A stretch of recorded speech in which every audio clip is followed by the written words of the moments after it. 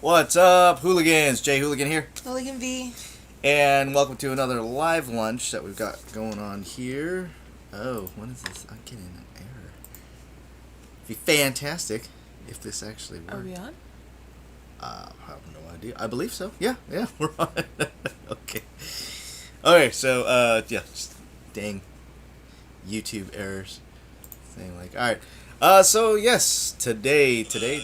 Oh my gosh. You good there?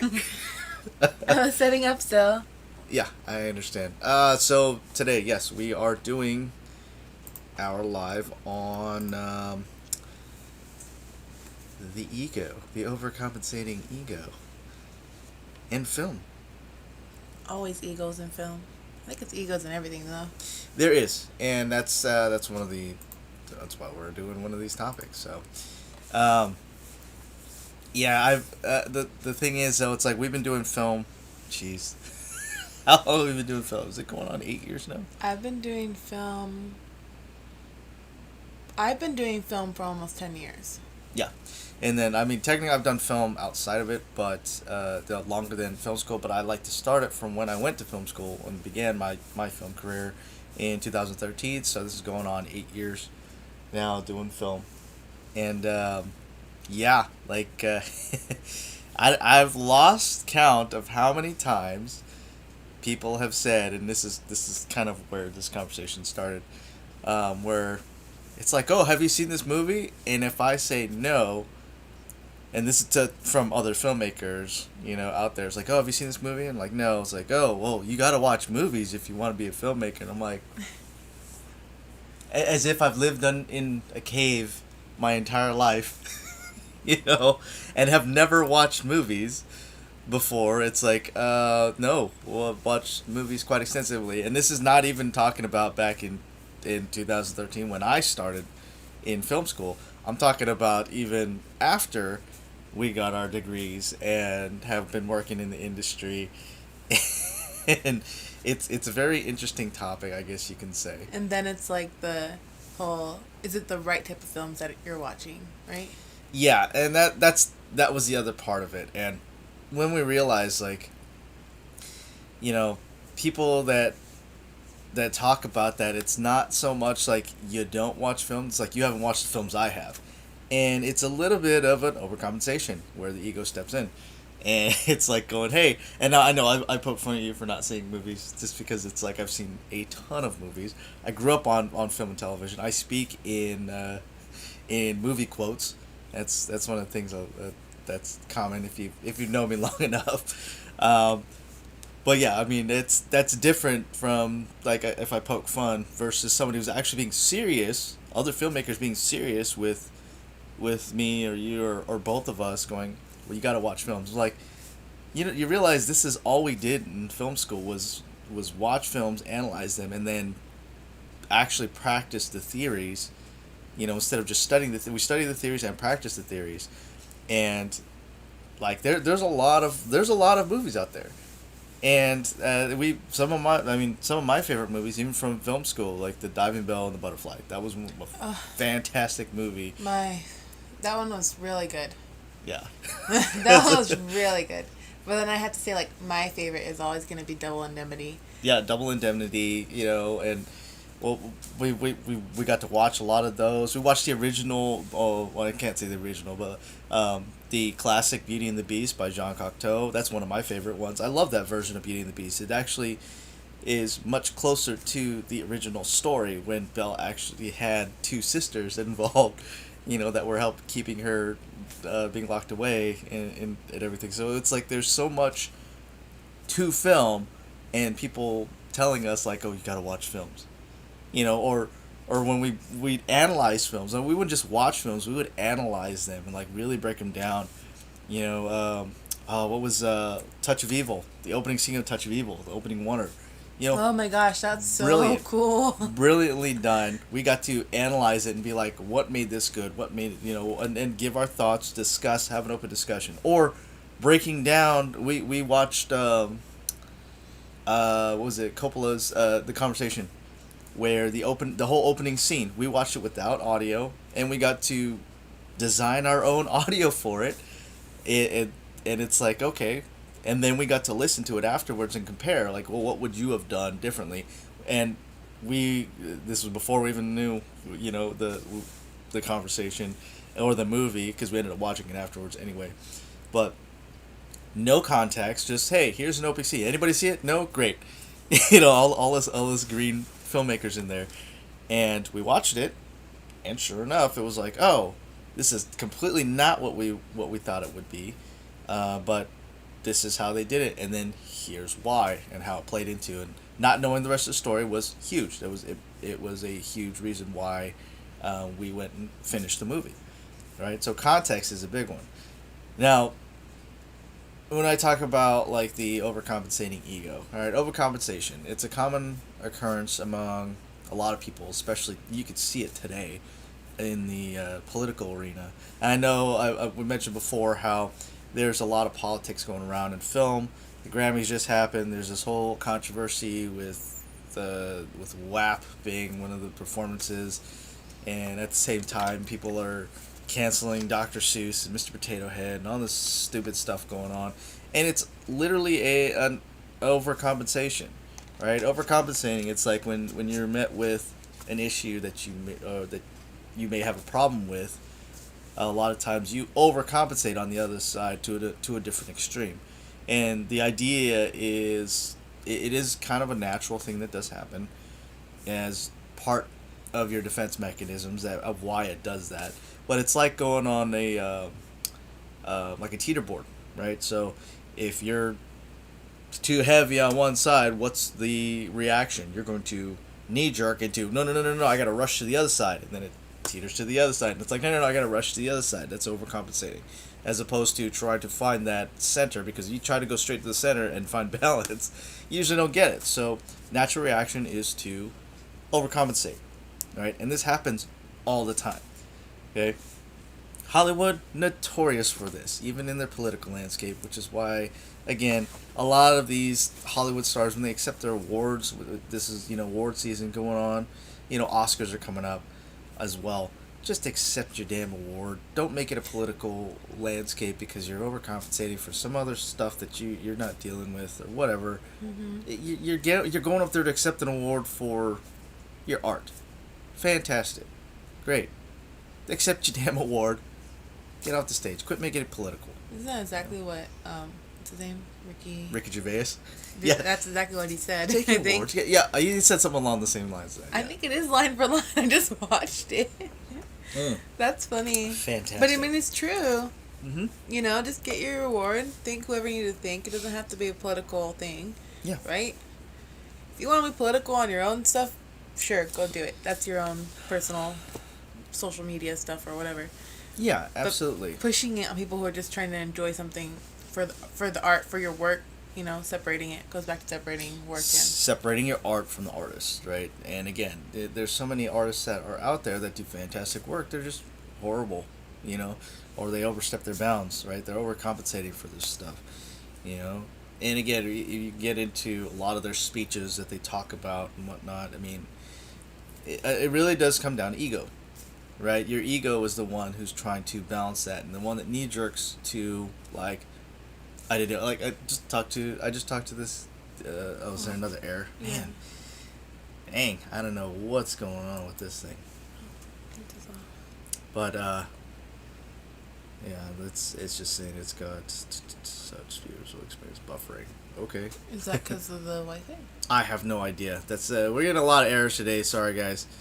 Hopefully it's recording straight through. Yeah, I don't know. Just stop. Yeah.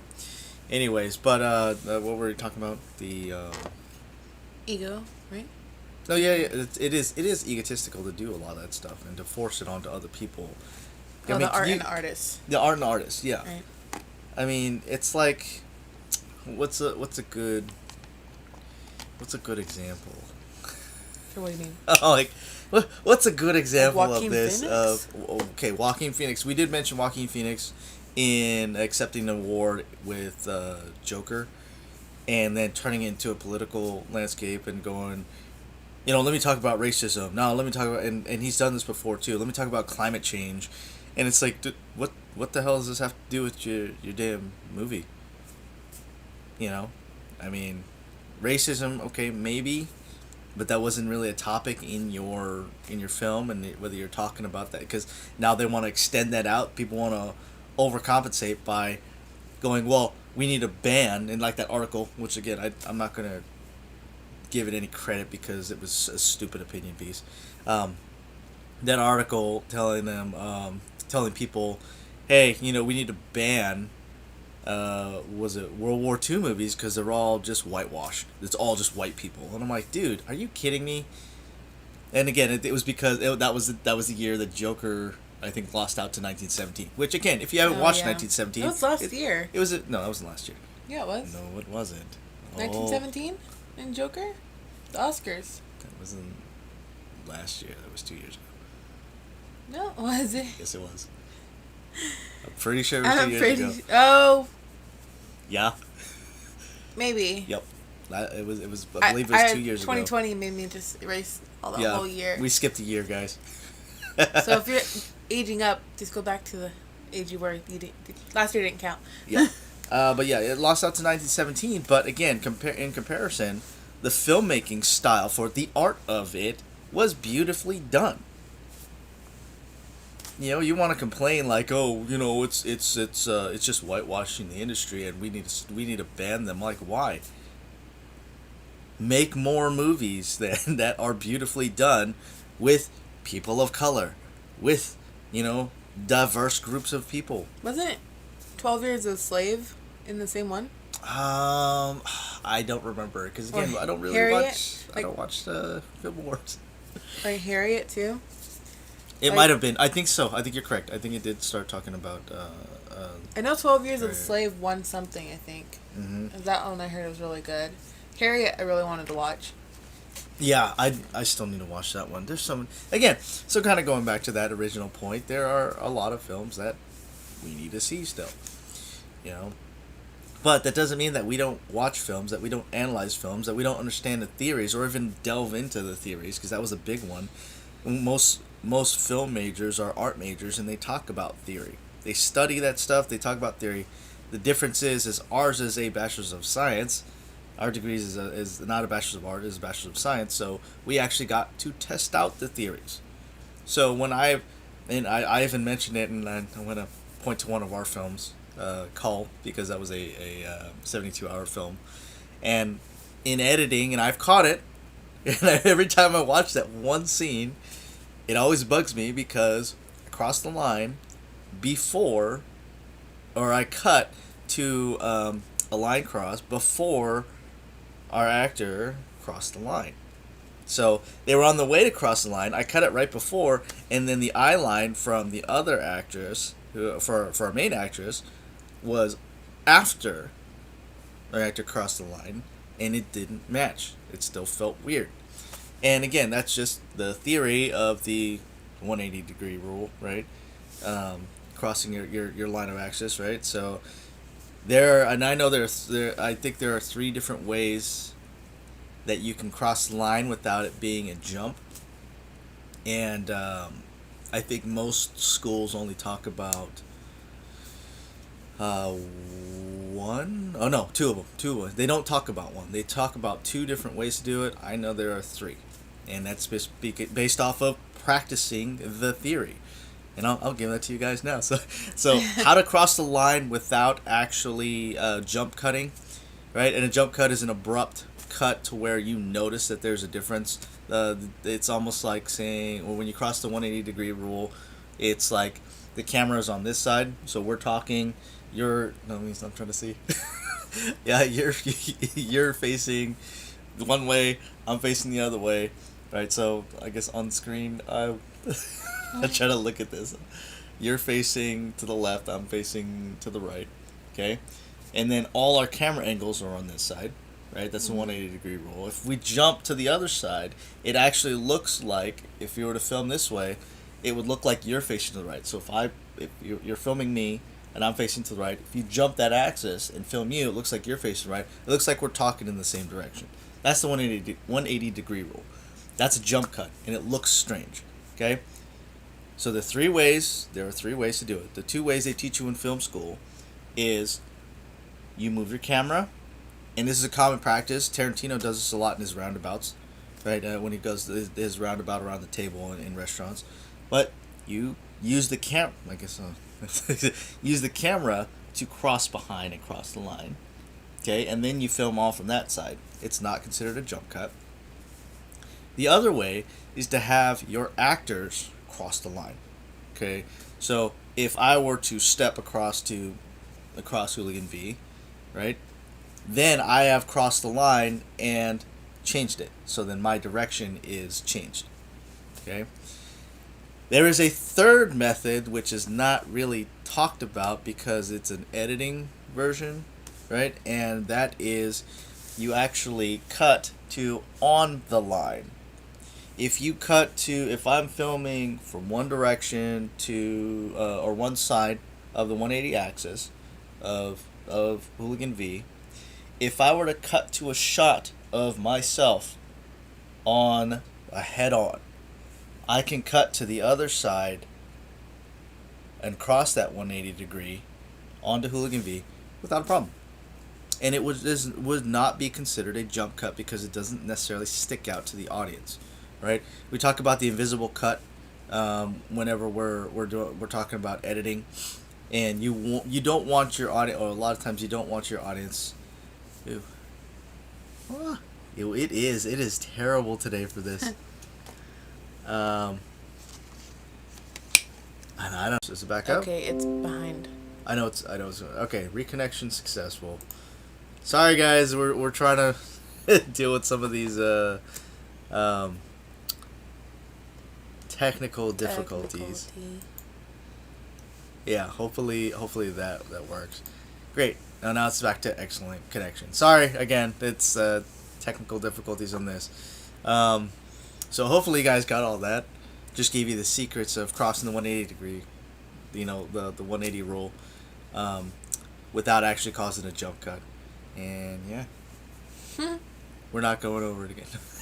It's like, we'll rewatch it. If not, we'll make a separate video on how to properly jump the 180 line without causing a jump cut. Again, there are 3 different methods for it. Film school, they only taught us about 2. I figured out a third one, which I've seen done. So figuring out meaning like I didn't discover it. It was just more like they don't teach it, at least when we went, and I noticed it, and some filmmakers have done it.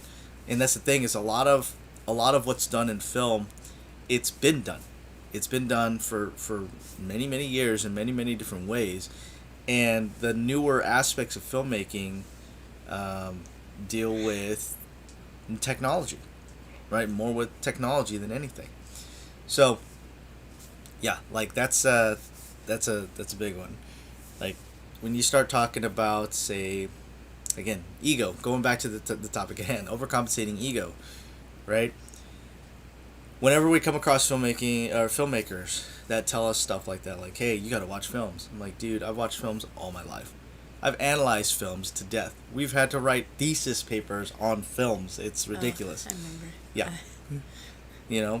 But we literally do watch films all the time. So something that we are doing, because I guess I should have mentioned this in the beginning, is on Thursday, the Snyder Cut for Justice League is coming out. It's been talked about for many years now since Justice League came out the first time. And so what we did yesterday was we rewatched the Justice League, because there are certain things about it that we found that were not all too rounded well. Merman! What? What was it? Sorry, I got distracted. Jason Momoa. Yeah. That were not really rounded out well story-wise. And then again, that could be because of the theatrical release. It could be that whole issue with Zack Snyder. I almost combined Zack and Snyder. This is it together. But Zack Snyder leaving the project due to family. If you don't know what happened, I believe it was his daughter ended up taking her own life, and so he got off the project, and it got passed on to Joss Whedon. And So there was already a bit of controversy with that. There's a lot of people that weren't happy with the CGI. Whatever, I don't care. Did it take me out of the story?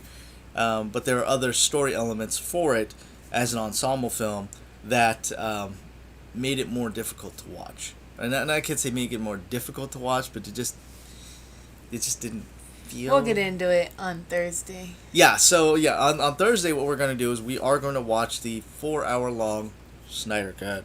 It is going to be streaming on HBO Max. We can't stream it here, of course, because copyright issues. But we will be doing a review on it. Hopefully, I think we're still deciding whether we can do it before or after after our live lunch on Thursday. But that's something that we're going to be doing. But again, just the whole analysis side of it. I think the last film that we actually did a review on was Wonder Woman, 1984. 1984. It is 1984. Yeah, Wonder Woman 1984 was our last review that we did. That actual review that we did with the video review. We will be doing a video review that hopefully will be out by Friday. We will see how well that goes, especially with all the technical difficulties going on. But anyways, kind of going back, like, this is what we do all the time. And it's funny because my mom even mentioned this. Was it last week? I think it was last week. And she goes, yeah, you're getting into filmmaking. We watch movies. It's never going to be the same. And I was like, yep. And sure enough, it's not, because everything that we talk about and we discuss in filmmaking, the filmmaking aspect of it, but not just theory, but practice, execution, audience reception, all these different things, all these different topics that we talk about, they're important. And they're important to us as filmmakers because, again, you'll find a lot of filmmakers out there that are just completely, what's the nice way of putting it? Raging egomaniacs? Yeah. I think that's a nice way to put it, right? Yeah, that's a nice way of putting it. Yeah. So, and it causes a lot of problems. Sure, their art ends up being entertaining because that's the whole purpose of the entertainment industry, is to entertain. But at the same time, like, they're still kind of jerks, to put it simply. And again, is that an overcompensation? Could possibly be, right? And again, that overcompensation is something where you're trying to make up for. Typically, it's something you're trying to make up for. Not a delinquency, a lack thereof of some sort of quality, right? So whatever quality that may be, like interpersonal skills, sometimes this is what it is. And most artists. Michael Bay. Sorry. I have to say Yeah. though, most artists. Yeah, you can't say most artists. Yeah, well, the ones that I've met. Okay. I'm not talking about just film. Mm-hmm. Like animation or just like Music. art, music, drawing, painting, right? But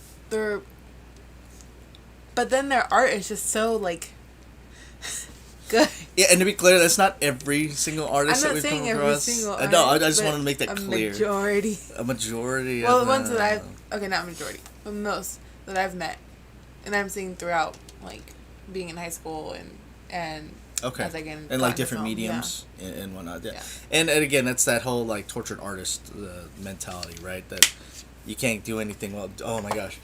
Getting into some of the things that I watched, I ended up watching the first episode of Pharaoh versus Allen, versus Woody Allen.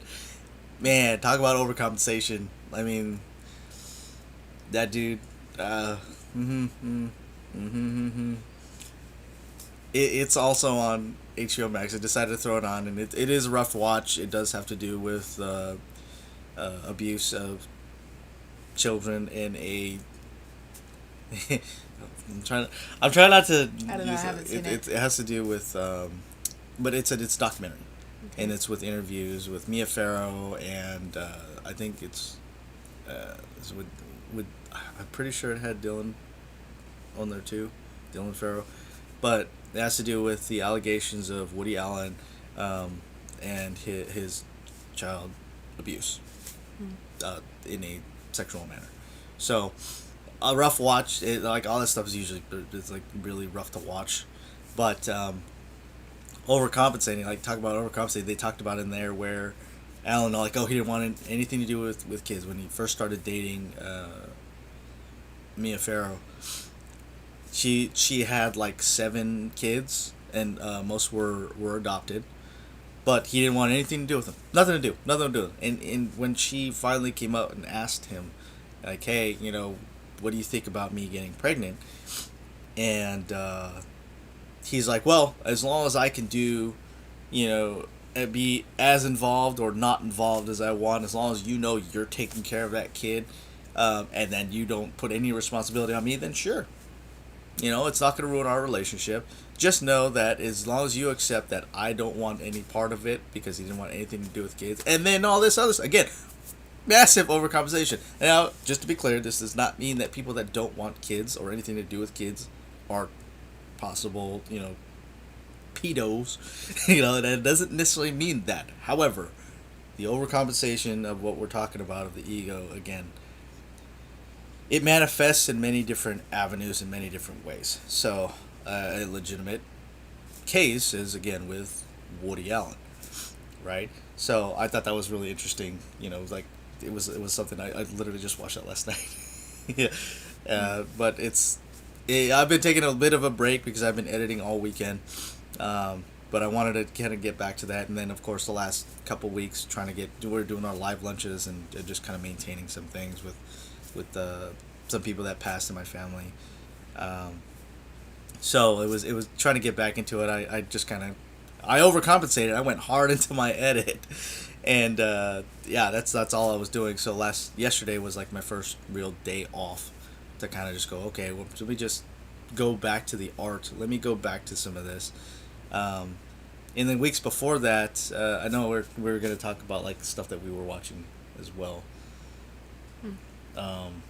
And then we're kind of talking about we just finished The Outsider. That was a good one. That was a good series that they did. It's a limited series, only one season. Also, this one was also on HBO Max. We're just using up that subscription as much as we can right now. But yeah, that they did a fantastic job on that. But if you watch characters, that overcompensating ego also comes out in there. And I'm not talking about even for the filmmaker side, but even from the writing side. So on the art side, you can use that. If you understand it and understand human nature, you can use that to help help drive conflict in your stories.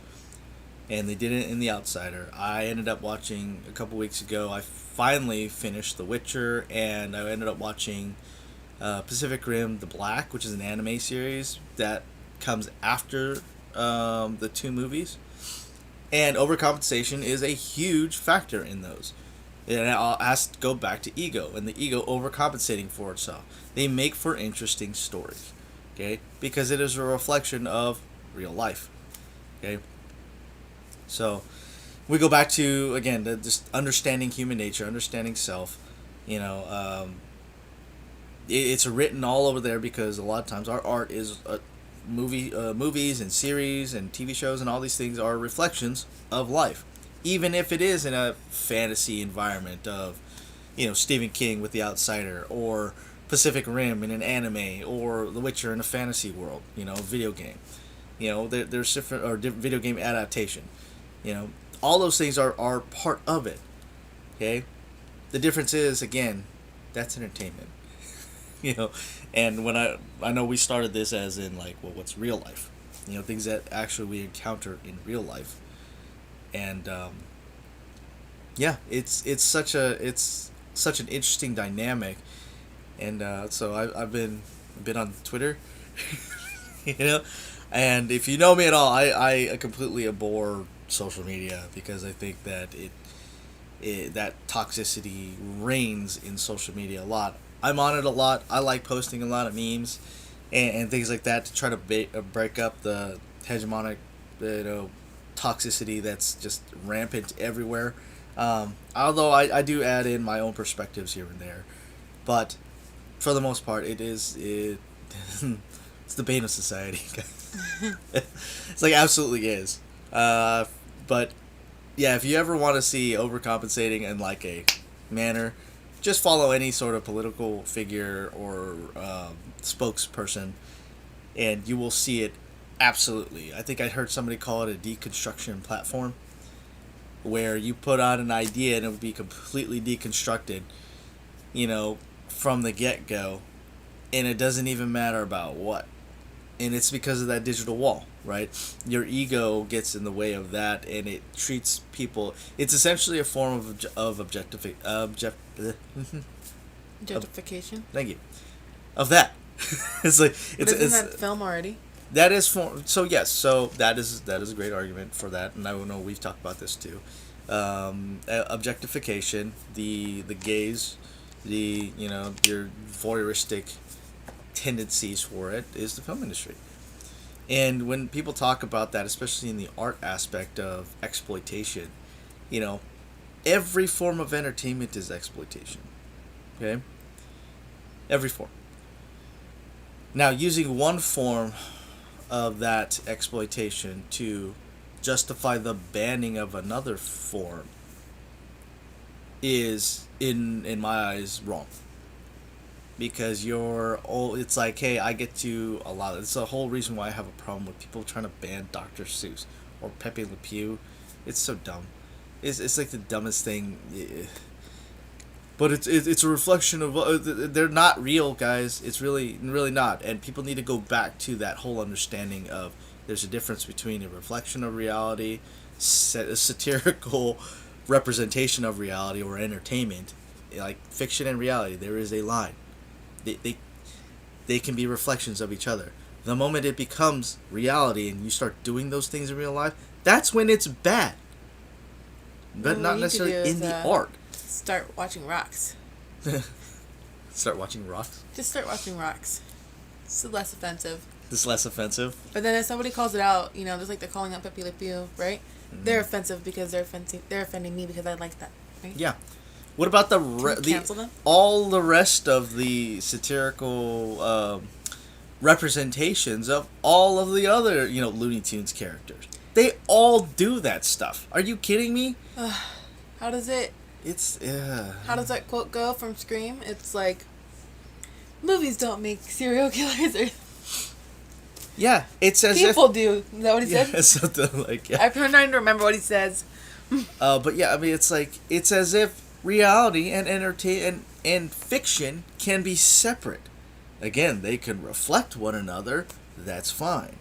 They probably should. In fact, that's how people connect, is when there are aspects that connect people and cross over as a reflection, but not as a real thing.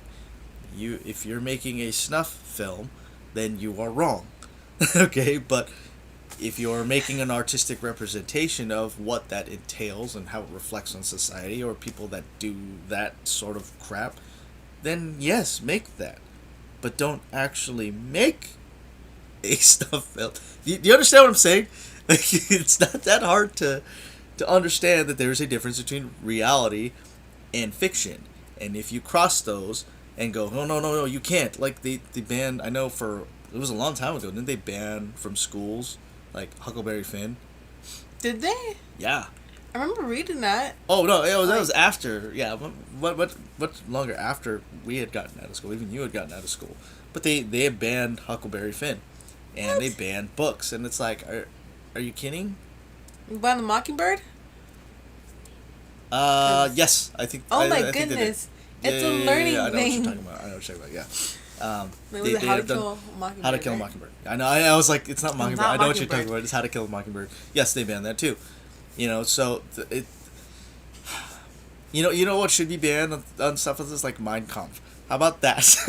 Like, you know what? Let's cancel this and let's that. Let's ban those books. How about that? My child cannot handle, you cannot watch. My child cannot watch this movie because it's so bad, or this cartoon because it's so bad, but let them go play what is it? GTA or... Yeah, what's that? Meme? Yeah. That meme? Oh, thank goodness, yeah, Dr. Seuss is out of the... It was a meme. It was like, thank goodness Dr. Seuss is out of the picture. Now my kid can go back to, what is it, like, paying a prostitute, yeah.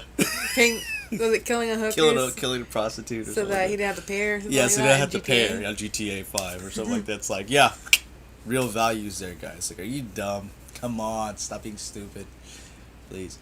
And I've heard some people say, like, it's and I get it. It's the Twitterverse. It's It's its whole other deconstruction type of platform that does that. But Well, like, what about having conversations with your kid about it? You know, if it ever came up, it's like, hey, it's not okay to do this. You know? yes, Because I remember watching those cartoons like when I was a kid, and it was something I ever wanted to act on, right? yeah, But if your child does act on it, right, then it's having that conversation with them, as with anything, right? yep. It's like you can communicate that it's wrong or something. You mean parent and teach your children? Yeah, or something. Yeah, it's so ridiculous. But it's so again.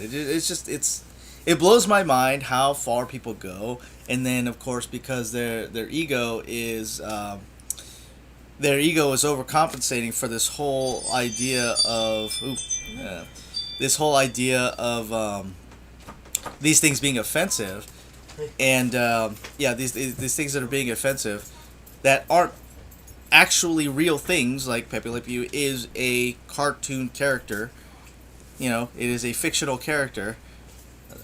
um, it's not real. It is absolutely not real. None of that is actually going on. There are real things going on for sure, but why are we not discussing those things? Or if it comes out and it's like, no, a lot of people will overcompensate when they hear an argument of, say, actual child abuse or harassment, like sexual harassment or stuff like that. They will overcompensate. Like, how many times did they talk about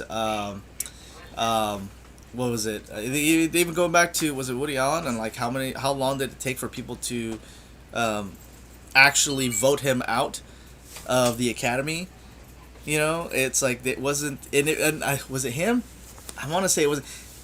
Oh, I'm trying to remember the history, but I want to say it wasn't. It wasn't him, but it might have been him. Where they voted him out, not because of that, but because they were sharing screeners.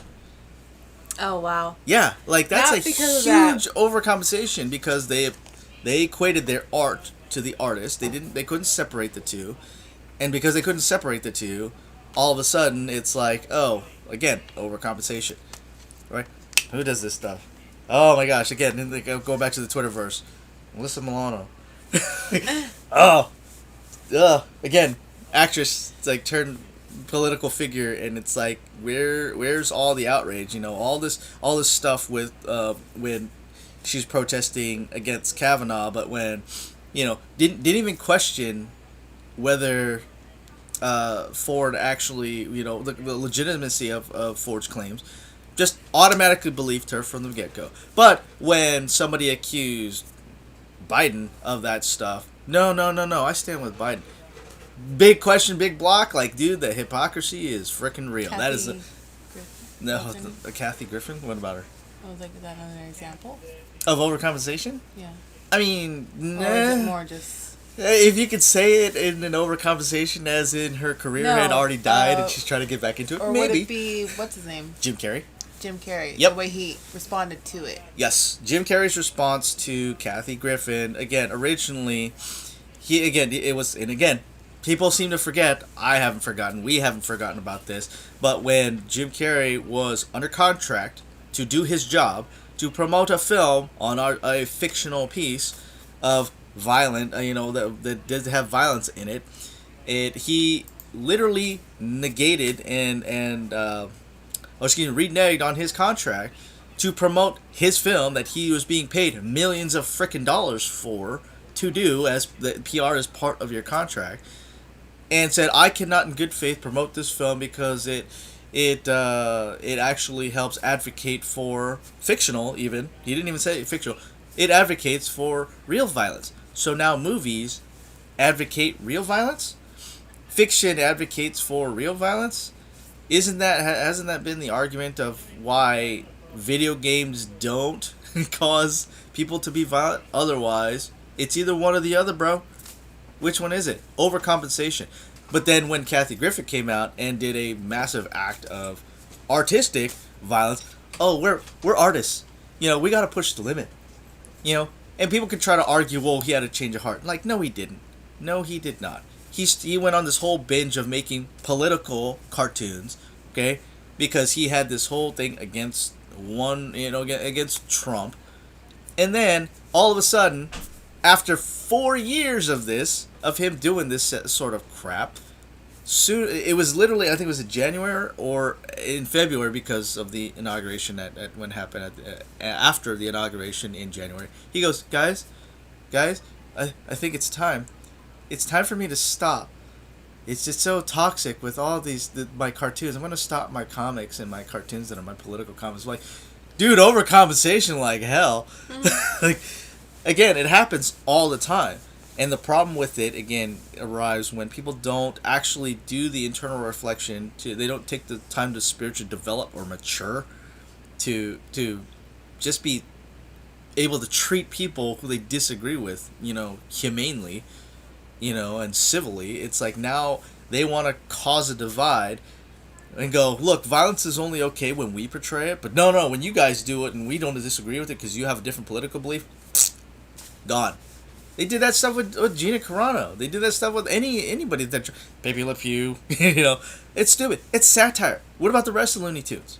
Again, they're all satire. They're all fake. Man, are they gonna Bugs Bunny, because Bugs Bunny dressed in drag. That's why. Oh, that's why. Okay, he's part of the LGBTQ now, so he's okay because he did that. But because Pepe Le Pew was openly straight, I guess that doesn't count. Again, man, Oh, are you guys gonna have a time when you discover Fritz the cat? Whew. What's Fritz the cat?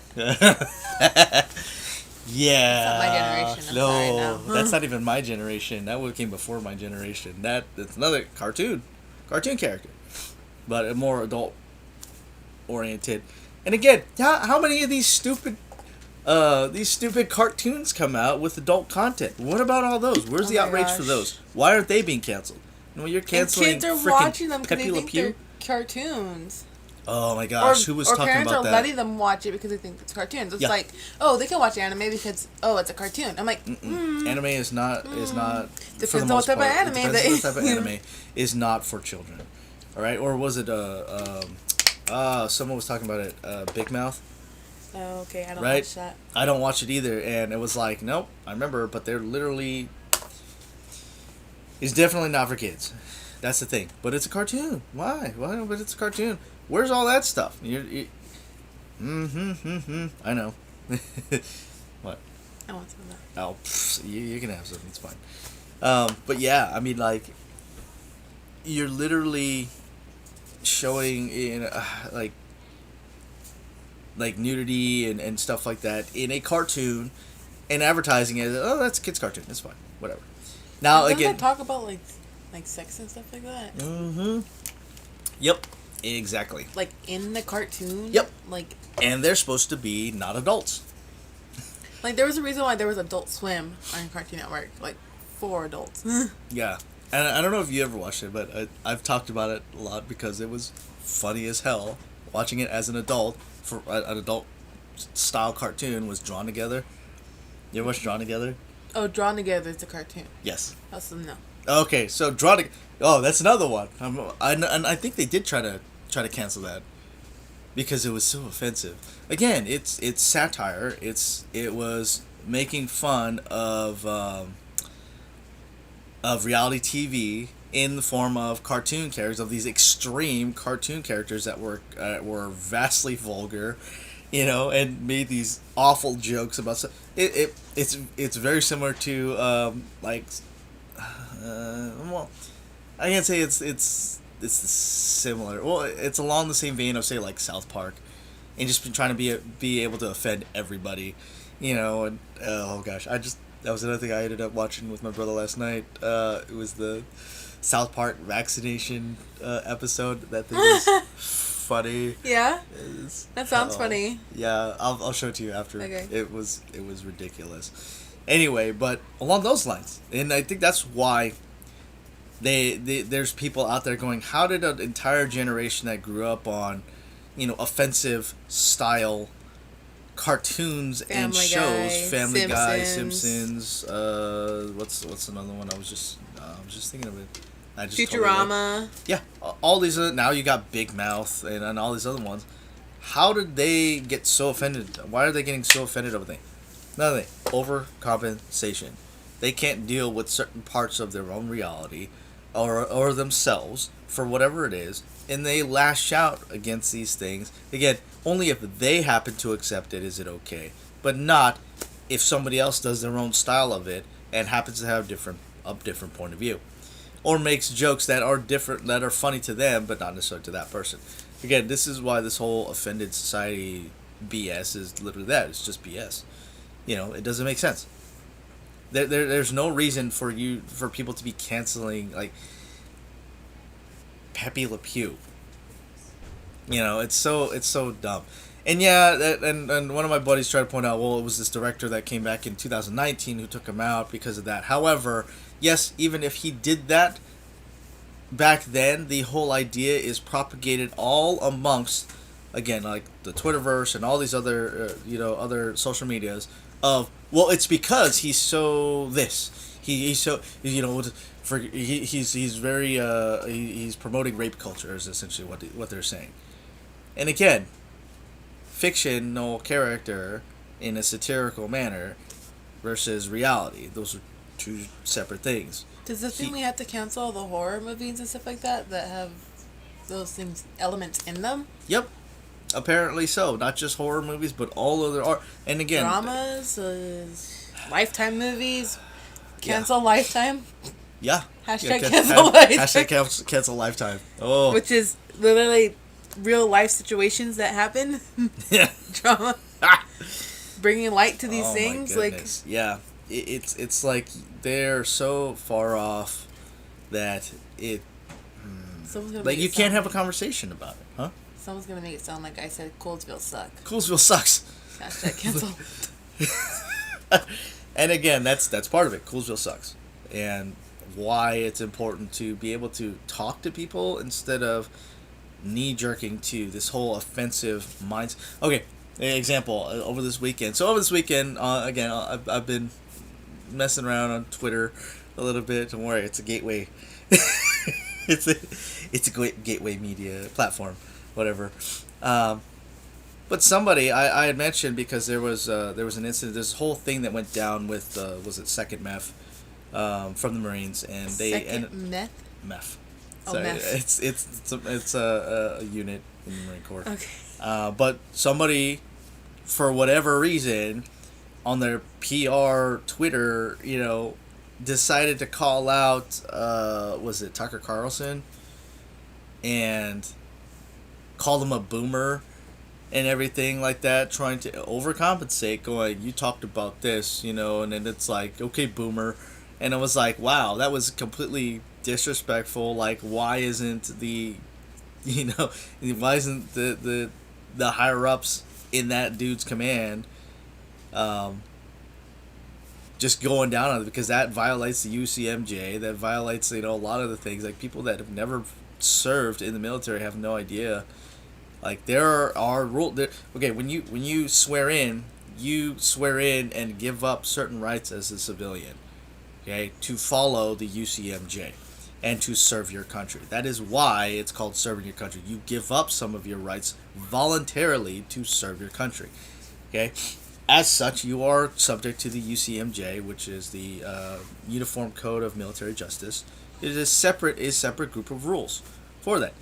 You voluntarily do it. All right?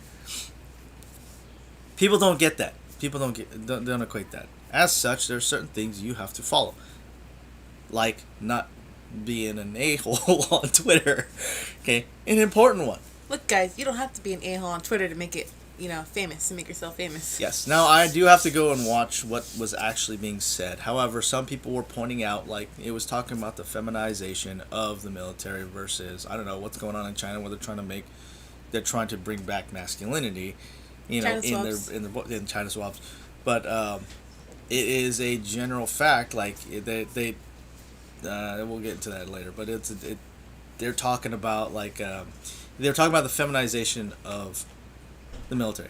Not in as much to say women in the military, just the feminization of the military. Say, like, try to demasculate men in the military versus, hey, you're de-feminizing or masculine, or what's the right way to put it? Trying to do that to women, like you're saying that women shouldn't serve, and that was the overcompensated view. You're just saying women can't serve. It's like, no, that's not what they're saying. There's literally an article out there saying they had stopped. Was it the army had stopped gender neutral training because females were falling out at a rate of like 65%. I mean, that is a massive difference physically.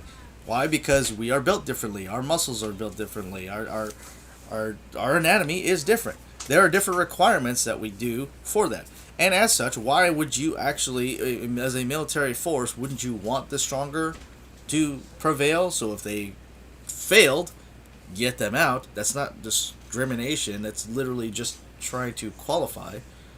Rather than say, hey, you want the highest quality, and go, let's be more inclusive, so let's actually drop those rates. That's like going, hey, Olympian, that or person who wants to be in the Olympics, we're gonna actually lower our standards so you can be a part of it, so we can be more inclusive. It goes back to what we discussed last week with like the whole, what was it, the Grammys that we talked about and awards. No, Grammys was this week. What was it? What were we talking about? Academy Awards. Academy Awards, right? Mm-hmm. And why they're not included. Mm-hmm. Right. Oh, yeah. And that the other article that came out about the Oscars, where they're like it was the PGA nominations were almost all exclusively black movies, and then the DGA and the BAFTA nominations came out, and there were like no black movies in there, even though it had diversity, diverse things like Nomadland, so it had Asian representation, but no black people, so it must be racist, sort of thing. Overcompensation, massive overcompensation for that. So is that what you were talking about? Yeah. Okay, so yes, but just Anyway, going back to that story real quick. There was a dude that was on there, and I said, look, yeah, when I got out of the Marine Corps 10 years ago, it was much different, and they were kind of moving towards these woke sentiments. And this dude tried to respond, it's like, are you talking about, like, he's like, are you talking about, like, pretty much saying, like, rape culture? Which part? Like, the part that you don't agree that women should be in the military, or that you should stop raping women? Which one do you mean? Please clarify. And I was like, I'm not going to, step down to your idiotic level to go, let me clarify for you, when you've already got this toxic mentality, and you've already made your own damn conclusion, even though it's nothing of what I had talked about. Was it a loaded question? It was definitely a loaded question. Here's an either or. It's like going, hey, Mr. President, when did you stop beating your wife? Was it before or after you raped her? There is no win. It's a definite loaded question. There's no way out of that. There's definitely no way out of that because, yeah, it's a loaded question, and you've already made your conclusion because you knew going into it. And I went like, no. It's like, oh, okay, so no answer, or not one you're willing to give. Got it. And I'm like, yeah, to closed-minded, a person who's got a closed mind and volatile pre-conclusions. Yeah, you're right. I'm not going to. Now you're starting to get it. It's like, when did it be like accepted to be nasty to one another as like the norm? That's not how any of that works. Right? You want to have a conversation as adults? Fine. I was actually open to discussing it. When you come in like a jackass, yeah, I'm gonna be like, no, sorry. Language. Hey, no, it came out. But yeah, that's an overcompensation. And on that other dude's part, because it was like, dude, this dude knows nothing about me, right? Knows zero about me. Automatically jumped to a conclusion because of what I'd said, and had no inclination whatsoever to try to get clarification whatsoever. He wanted to just go and cause a problem, and because I didn't feed to it, so you're just not gonna engage like a coward. I'm like, what's somebody who's closed-minded who's an idiot? No, is that because why you're should a profile and he's a profile? Yeah, that's essentially it. What you talk about? Yeah, what it's called. Objectification. So the objectification of people as becoming profiles versus people. When you have the digital wall, people treat others as profiles. Something is an object. As an object, they are subconsciously, in our subconscious, we treat them as inferior because it's not a face-to-face. You lose that immediacy factor, which is, excuse me, immediacy factors the immediacy factor is people that are in your immediate area. Like V and I are in our immediate area. We could talk to each other. We feed off of each other's energy. We can actually have a conversation. It's not like straight text. Oh, I got to read this text now. I got to respond. And communication is much more streamlined. Okay, it's much more streamlined, and you feed off of each other's energy and your body language. The way that we pronounce the words, right? What's enunciations and inflections and stuff like that. Granted, I do have a military background, so sometimes my tone does come off as aggressive, and I don't mean it that way. It just happens that way. Yes, but you already know that, so it's yeah, you already know that. It's okay, but I've been working on it. I'm still working on it. So, but again, that has to do with the immediacy factor of it, and yeah. Anyway, so that's overcompensation, right? And how it's being brought across the board. I know we could go on about this subject, but that's our hour. Look at the new my new shirt. Yeah. It's blue, so I know JD was wearing a green one, and I decided to go with the blue, which is what their true color was. So St. Patrick has St. Patrick's blue. A lot of people think it's like, it's green for good luck, but there is something called St. Patrick's blue. You can look it up. And so we try to make this as close to that blue as possible. I love it. I love this color, though. Yeah, it's great. So and it's got the green. Yeah, so it does have green still, so you can still say you're wearing green beer. and you get that. And beer. So that's at thewaterkillsman.com/shop. Be sure to get yours. It is a limited edition. That means we will stop selling them at one point. Soon. Yeah, soon. The sale. sale. St. Patrick's Day.